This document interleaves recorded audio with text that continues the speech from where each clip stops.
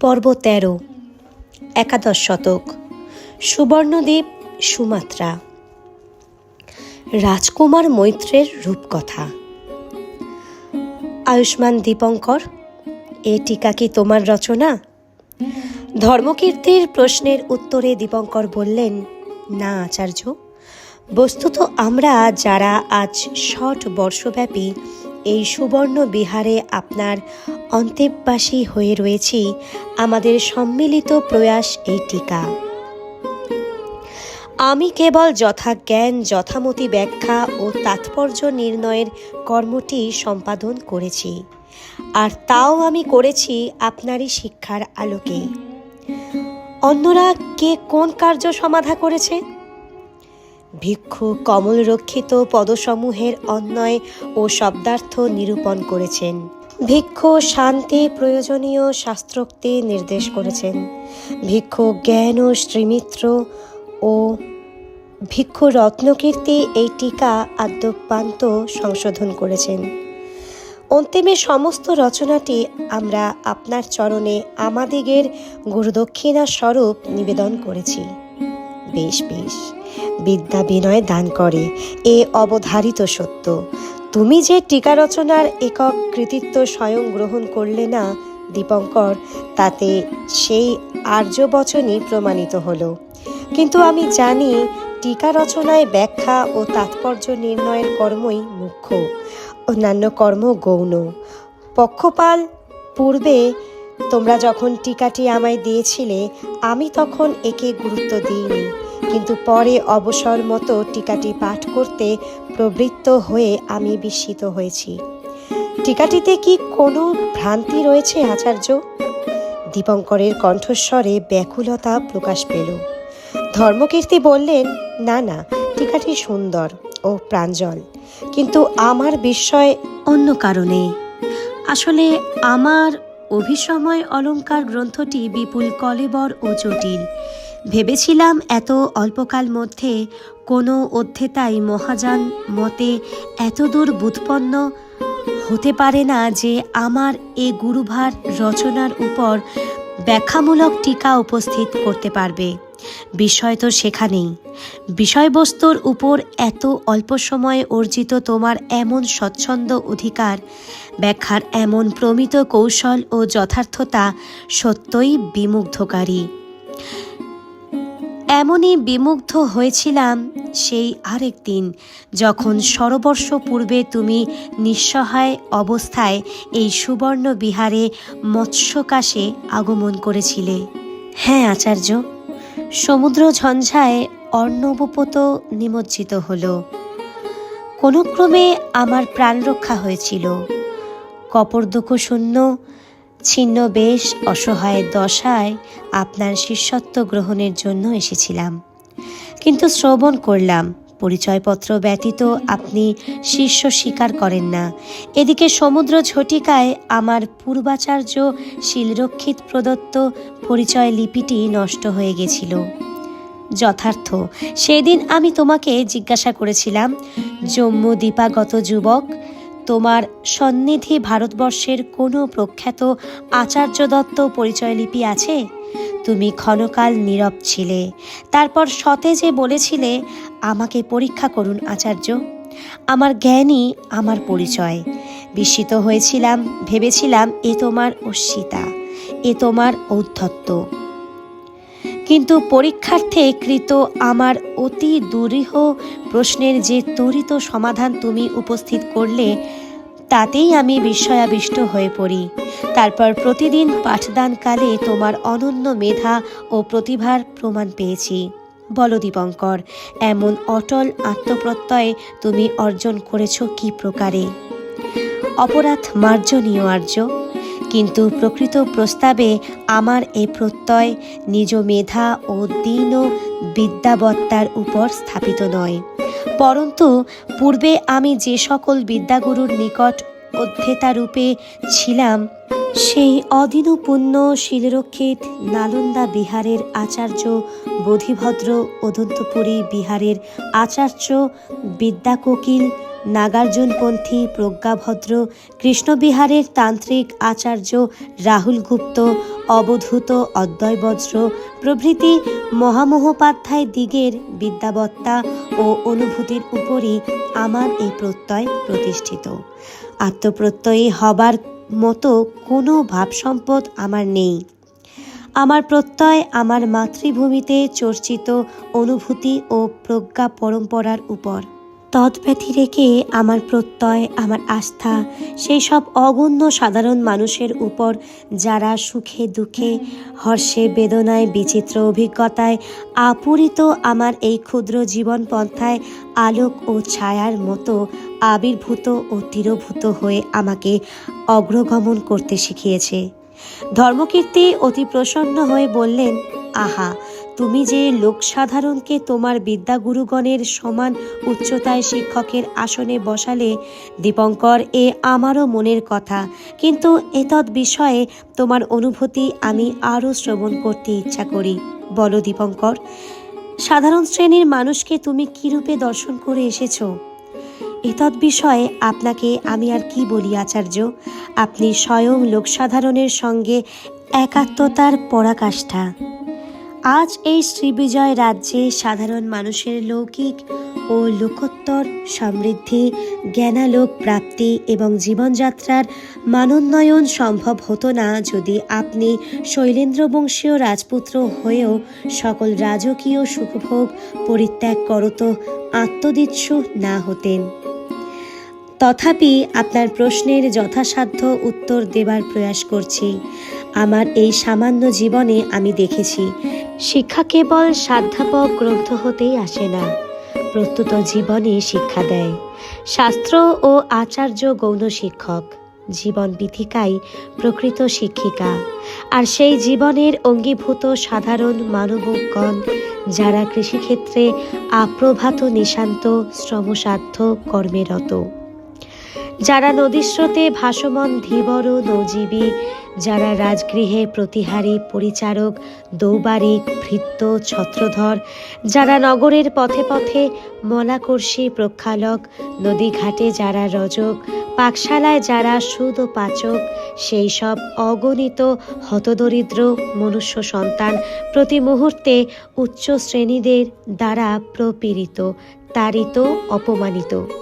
অথচ সকল দুরবস্থার মধ্যেও আমি এও দেখেছি, আমার স্বদেশীয় ঋত সর্বস্ব মানুষেরা হাসে, গান করে, বাঁশি বাজায়।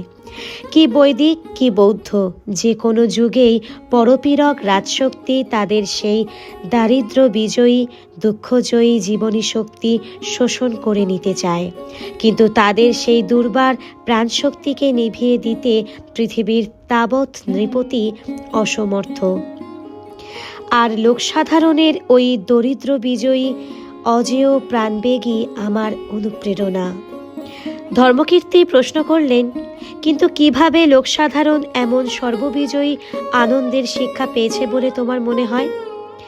আমার মনে হয় আচার্য, আমার স্বদেশের মুক্ত প্রকৃতি লোকসাধারণকে এ বিষয়ে শিক্ষা দিয়েছে। ভারতবর্ষের গগনপথে সঞ্চরমান মেঘমালা, দীর্ঘ পথবাহিনী ধীরছন্দা নদী, প্রতি শীত ঋতুতে প্রত্যাবৃত ভুবন ভ্রমণকারী পরিযায়ী বিহগকুল, ঋতুসমূহের নিয়ত আবর্তন যেন অশ্বদেশের দরিদ্র সাধারণকে আজও এই অপরাজেয় জীবনাদর্শ শিক্ষা দিচ্ছে। তারা যেন বলছে, কখনো কোনো শক্তির নিকট পরাভূত হয়েও না, জীবনকে কে প্রতিহত করতে পারে? প্রেম অজেয়, জীবন অপরাজেয়। তাই তারা স্বপ্ন দেখে, নীল মৃত্যুর সমুদ্রে মজ্জিত হবার মুহূর্তেও তারা স্থির বিশ্বাস নিয়ে মরে যে তারা আবার আসবে, আবার এই দুঃখ পরিপূর্ণ জীবনকে ভালোবাসবে। সুষ্ঠু প্রত্যং দীপঙ্কর, সুষ্ঠু প্রত্যং। ভারতভূমির ন্যায় এই সুবর্ণদ্বীপ সুমাত্রাতেও জনমানসে এই বৈশিষ্ট্য আমি প্রত্যক্ষ করেছি, কিন্তু এই বিষয়ে আলোচনায় প্রবৃত্ত হয়ে আমার মনে অন্য এক প্রকার সংশয় উত্থাপিত হচ্ছে। আমরা সৌগতপন্থী শ্রমণ, আমাদিগের ধর্মপ্রচারের সঙ্গে জনজীবনের এই চলিষ্ণু ইতিবাচকতার কি কোনো বিরোধ নেই? ধর্মকীর্তির চক্ষুদ্বয়ে শঙ্কা ব্যাকুল হয়ে উঠল। কৃপাপূর্বক আপনার মনোগত সংশয়টিকে কিঞ্চিত বিস্তৃত করুন আর্য। দীপঙ্কর বললেন, দেখো দীপঙ্কর, আমরা লোকসাধারণের উদ্দেশ্যে কি উপদেশ করি? আমরা বলি, জীবন দুঃখময়।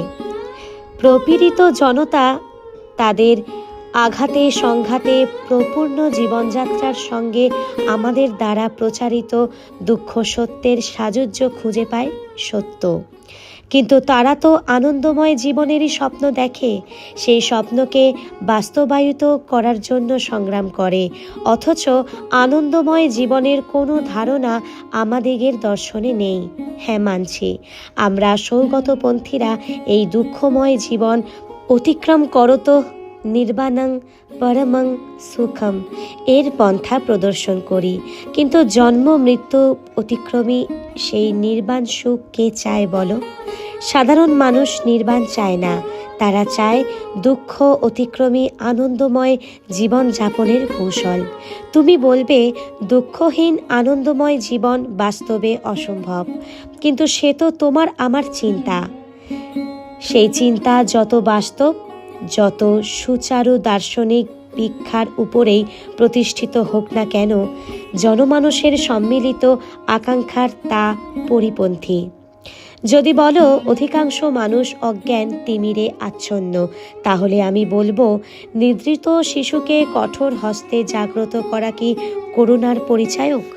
নম্র অথচ দৃঢ় স্বরে দীপঙ্কর বললেন, হ্যাঁ আচার্য, নিদ্রিত শিশুকে কঠোর হস্তে জাগ্রত করা করুণারই পরিচায়ক। কারণ গৃহে অগ্নি সংযুক্ত হয়েছে, আর সেই গৃহে শিশু নিদ্রিত। বুঝলাম, কিন্তু সহস্রবিধ প্রচারণার দ্বারা, এমনকি স্বয়ং তুমি বোধিসত্ত্বের জীবনযাপন করেও কি এ প্রসুপ্ত জনতাকে প্রবুদ্ধ করতে পারবে? তোমার দৃষ্টিতে যা জাগরণ, তাদের দৃষ্টিতে তা নিদ্রা। তোমার প্রেক্ষায় যা নিদ্রা, তাদের প্রেক্ষায় তা জাগরিত বাস্তব।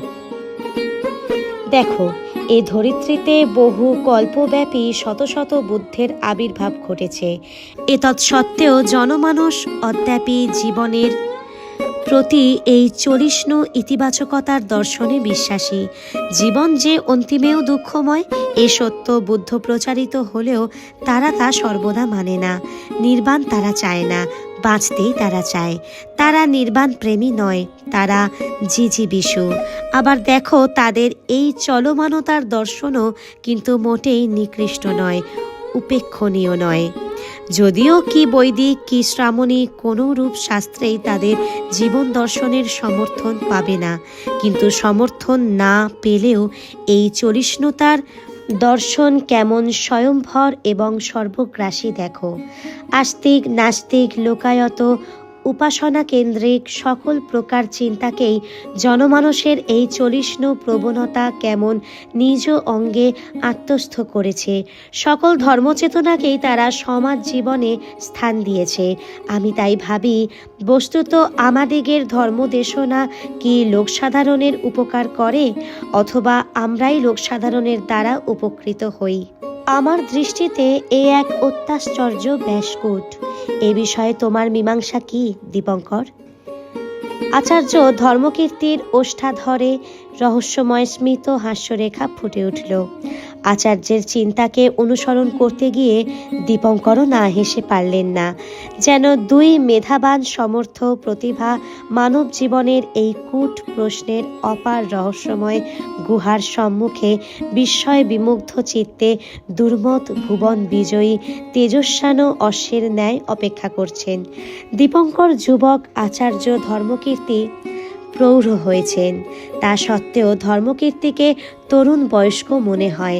প্রায় চতুষ্কোণ মুখমণ্ডল, কপাল নাসা চিবুক উন্নত, মুখশ্রীতে ক্ষত্রিয় রাজপুরুষের দার্ঢ় ও সৌন্দর্যের মিশ্রণ। দীর্ঘদেহী ঈষৎ স্থূলাকৃতি, প্রবল পাণ্ডিত্যের অধিকারী, এমনকি শিলরক্ষিত অপেক্ষাও আচার্য ধর্মকীর্তির পাণ্ডিত্য প্রবলতর। কিন্তু তার হৃদয়বত্তা তার পাণ্ডিত্যকে অতিক্রম করেছে। বিস্ময়কর ব্যক্তিত্ব, দার্শনিক বিচারকালে সুগম্ভীর, সূক্ষ্মদর্শী, তীক্ষ্ণ মেধা, অথচ পরিহাসকালে বিচিত্র মুখভঙ্গিমা, অট্টহাস্যে অদ্বিতীয়, অন্যের কণ্ঠস্বর ও বাগরীতি অনুকরণে স্পৃহাশীল ও সুপটু। সে সময় তাকে দর্শন করলে প্রমত্ত যুবকের মতো মনে হয়। অন্তরঙ্গ মধ্যে আলোচনাকালে কোষগ্রন্থ বহির্ভূত গ্রাম্য শব্দ উচ্চারণে তিনি সৃজনশীল ও নির্বিকার। কোনো মহাপ্রতিভাধর দার্শনিক বৌদ্ধ শ্রমণ যে সময়ে সময়ে এতাদৃশ শিশুসুলভ চাপল্যের অধিকারী হতে পারেন, দীপঙ্করের তা ধারণা ছিল না। আজীবন শাস্ত্রসেবী সন্ন্যাসী জনযূথের প্রকৃত মর্ম ব্যথা কোথায়, কেমন অক্লেশে তা অনুধাবন করেছেন দীপঙ্কর মুগ্ধ হয়ে যান। অপরাহ্নকাল, কক্ষের গবাক্ষপথটি অনর্গল উন্মুক্ত। সেই বাতায়ন প্রেক্ষায় সুবর্ণদ্বীপের অকৃপণ শ্যামশ্রী দৃষ্টিগোচর হয়। এ এক নিত্য শ্যাম দ্বীপভূমি। তালিবৃক্ষ, নারিকেল শ্রেণী, চিরহরিত অরণ্যানীর নিকেতন। সেই শ্যাম কাঞ্চন পত্ররাজি মধ্যে স্থানে স্থানে হর্ম, প্রাসাদ, বৌদ্ধ মঠের চূড়া, গিরিশৃঙ্গ উন্নত শিরে অবস্থান করছে। কোথা হতে যেন কি এক সুস্বর পক্ষী বিজন দ্বীপভূমির নির্জনতাকে আপন কুজন গীতিময় সুরর্মিমালায় পরিপূর্ণ করে দিচ্ছে। কিছুক্ষণ চিন্তা করে দীপঙ্কর ধীরে ধীরে বললেন, ধর্মদেশনা লোকসমাজের উপকার করে বলেই তো আমার মনে হয় আচার্য, এ কথা সর্বথা সত্য যে বৌদ্ধ দর্শনের চরমতম পন্থা জনসাধারণের পক্ষে এই মুহূর্তেই সুগম নয়, হয়তো কাঙ্ক্ষিতও নয়। কিন্তু এই দার্শনিক ভিক্ষার প্রাথমিক শিক্ষাসমূহ যথা পঞ্চশীল, মৈত্রী, করুণা, মুদিতা, উপেক্ষা কিংবা সদাচার সাধারণ মানুষকেও সুস্থ সমাজজীবনের পন্থা নির্দেশ করে থাকে। অসুস্থ কুসংস্কারপূর্ণ জীবন মানুষ চায় না। সেই অন্ধকার জীবন আরও গভীরভাবে দুঃখময় এবং বহু মানুষ সেই অন্ধকারকে সদাচারের মধ্য দিয়ে অতিক্রম করতে চায়। নির্বাণ তার জন্য এ মুহূর্তেই অনিবার্য আবশ্যকতা না হতে পারে, কিন্তু সুস্থ সমাজ জীবনের এই আকাঙ্ক্ষাকে সদুপদেশ প্রবর্ধিতই করে থাকে। ধর্মকীর্তি দীপঙ্করের কথায় সম্মতি জ্ঞাপন করলেন। হ্যাঁ, তা ঠিকই বলেছ। বৌদ্ধ দর্শনের চরম সিদ্ধান্ত সাধারণ মনুষ্যের কি উপকার করে তা জানি না, কিন্তু এই দর্শনের প্রাথমিক বা লৌকিক শিক্ষাসমূহ যে সর্বসাধারণের জীবনযাত্রার মান উন্নীত করে তা আমি নিজেও দেখেছি। দীপঙ্কর অতি আগ্রহ সহকারে বললেন, আচার্য, শুনেছি এই সুবর্ণ দ্বীপেও এই একই ব্যাপার ঘটেছে। আপনার থেকে অধিকতর আধিকারিক পুরুষ এখানে আর কে আছেন যিনি আমাকে এই বিষয়ে আলোকিত করতে পারেন? কিভাবে সুবর্ণদ্বীপবাসী মানুষ আলোকের সন্ধান পেল, আপনি কি আমাকে তা বলবেন আর্য? প্রশ্নটি শ্রবণ করে ধর্মকীর্তির প্রশস্ত আনন্দ সহাস্য হয়ে উঠল। তার বর্তুলাকার নয়নে কৌতুকের দীপ্তি খেলা করতে লাগল। তিনি জিজ্ঞাসা করলেন, আচ্ছা দীপঙ্কর, তোমার মাতৃভূমি বঙ্গভূমে শিশুর নিদ্রা আনয়নের জন্য ঈষৎ পৃথুলা সেই সব বঙ্গীয় কুলললনাগণ কি কলাবিদ্যা প্রয়োগ করেন? দীপঙ্কর অনুধাবন করলেন ধর্মকীর্তির মধ্যে সেই যুবাসুলভ চাপল্যের ভাব উদিত হচ্ছে। তিনি হেসে বললেন, শিশুর উপর আবার কি কলাবিদ্যা প্রযুক্ত হয়? বঙ্গীয় কুলরমণীগণ শিশুকে নিদ্রাতুর করার জন্য গান করেন, কথা কাহিনী মুখে মুখে রচনা করেন। ধর্মকীর্তি বললেন, হ্যাঁ, সর্বদেশেই এই নিদ্রাকালে গল্প বলার প্রথা প্রচলিত আছে। সুবর্ণদ্বীপেও এ প্রথা অব্যাহত। তবে বঙ্গীয় রমণীগণ যেরূপ সৃজনশীলা, অশ্বদেশে সেই রূপ নাও হতে পারে। দীপঙ্কর ছদ্ম গাম্ভীর্যে আবৃত হয়ে বললেন, সাবধান শ্রমণ, ভিক্ষুর পক্ষে রমণী চরিত্র সম্বন্ধে এতাদৃশ কৌতূহল বিনয় পিটক অনুযায়ী অসিদ্ধ হতে পারে। কি জানি আবার এই প্রৌঢ় দশায় আপনাকে না আবার প্রতিমোক্ষ পাঠ করতে হয়।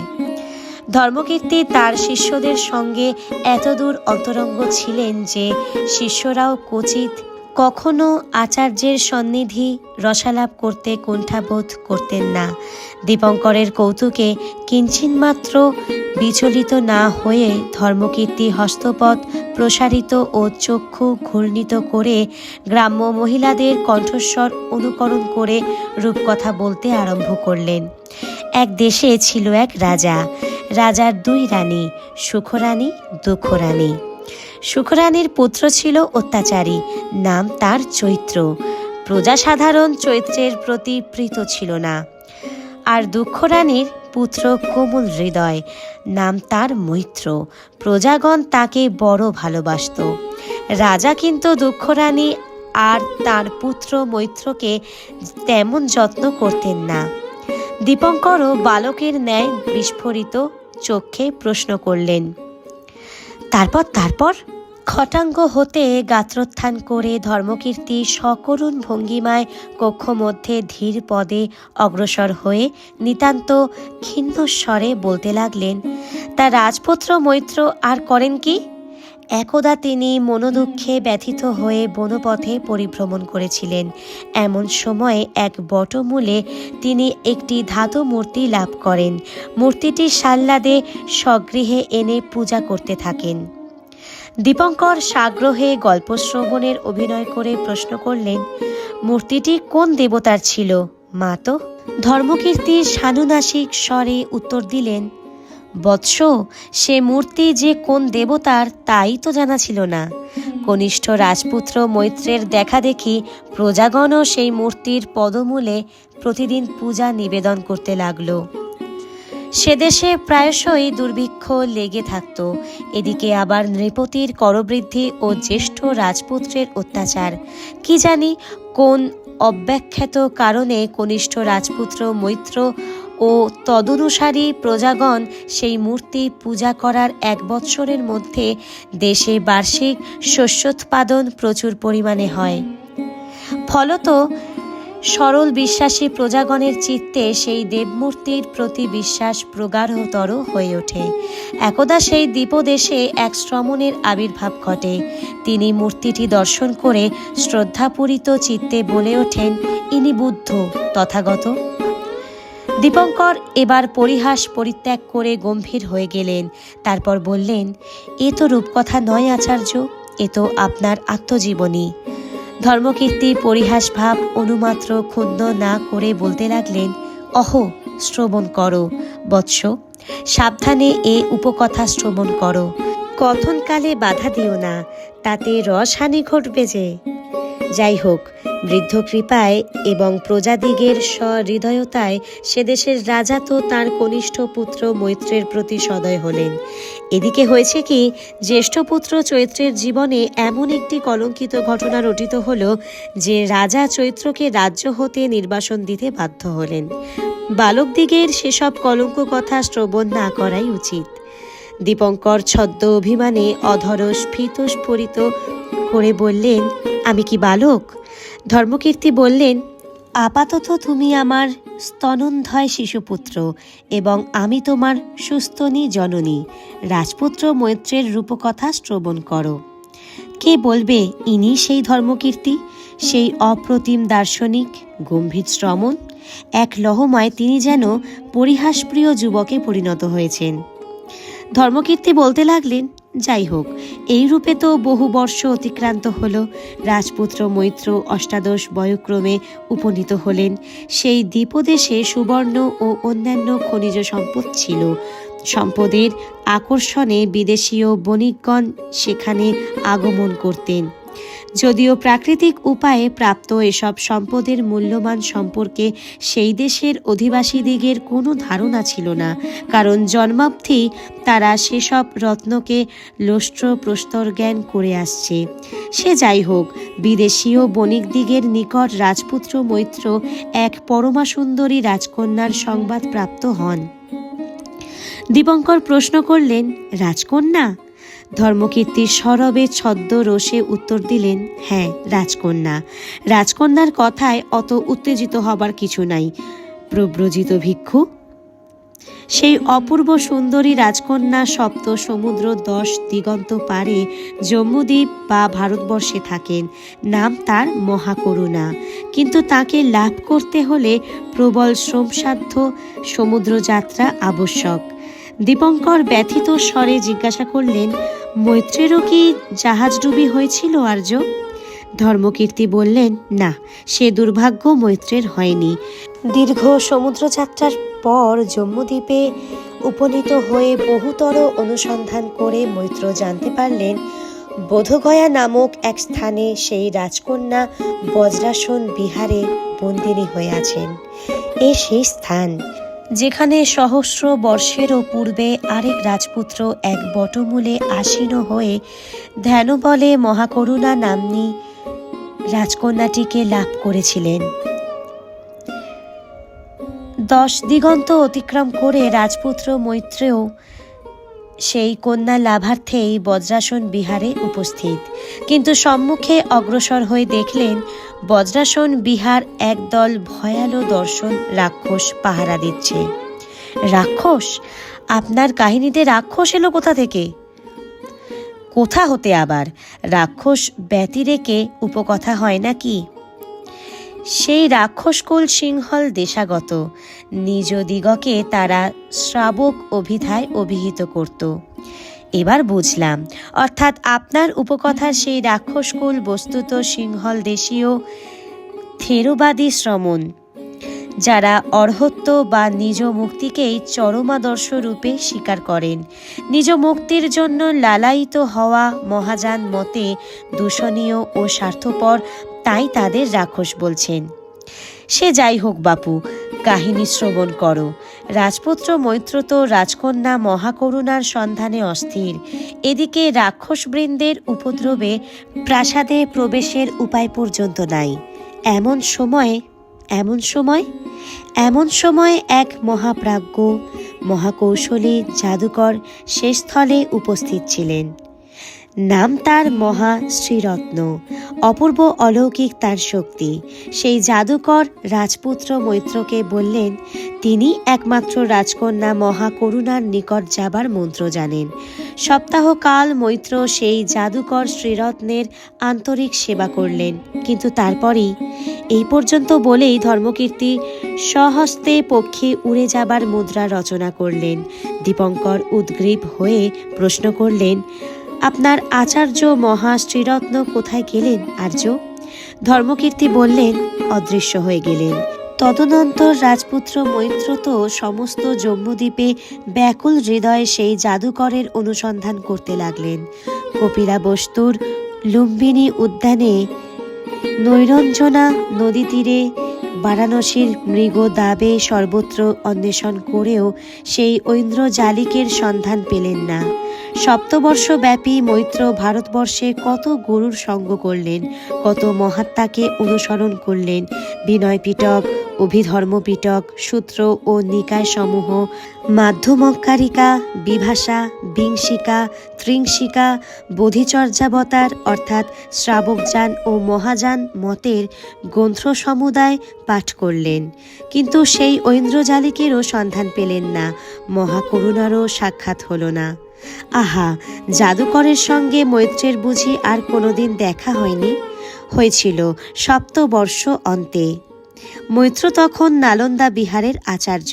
তিনি তখন তথায় মহাত্মা দিংনাগের যুক্তিবিদ্যা অধ্যাপনা করছেন। সেই সময় এক নিশাকালে মহাবিহারের কক্ষে সুপ্তিমগ্ন অবস্থায় মৈত্র এক বিচিত্র স্বপ্ন দর্শন করেন। সেই ঐন্দ্রজালিক যেন স্বপ্ন মধ্যে আবির্ভূত হয়ে প্রশ্ন করছেন, অধ্যাপনা চাও না মহাকরুণাকে চাও? মৈত্র উত্তেজিত হয়ে উত্তর দিলেন, অধ্যাপনা চাই না, রাজকুমারী মহাকরুণাকেই চাই। ঐন্দ্রজালিক পুনরায় প্রশ্ন করলেন, রাজত্ব চাও না? মৈত্র উত্তরে বললেন, না না না। ঐন্দ্রজালিক স্মিত হাস্যে বললেন, তবে সুপ্তথিত হও।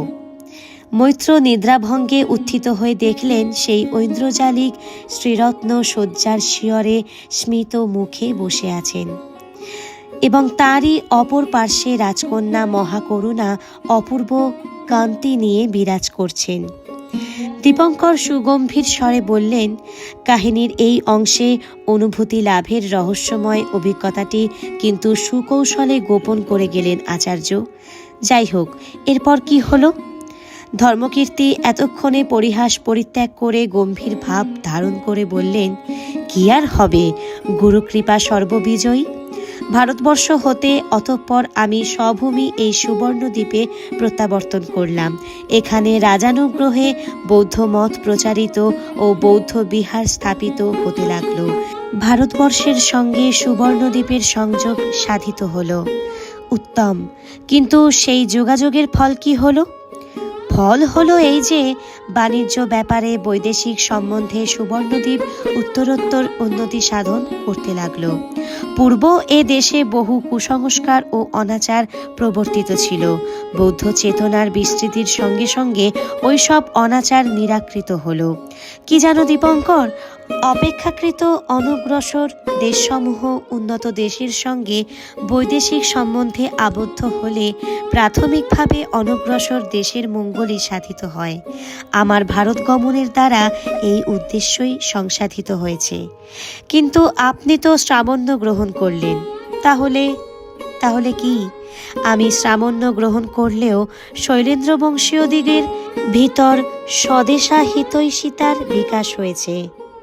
বিশেষত বর্তমান নৃপতি চূড়ামণি বর্মন সুবর্ণদ্বীপ তথা এই শ্রী বিজয়নগরের উন্নতিকল্পে সদা সচেষ্ট। অন্তত এইমাত্র আমার নিকট মহাতৃপ্তিকর যে আমার অতি ক্ষুদ্র প্রয়াসে আজ আমার স্বদেশবাসীগণ আর নৃপতিদিগের অত্যাচার পীড়িত নয় এবং লোকসাধারণের জীবনযাপনের মনোন্নয়ন সম্ভব হয়েছে।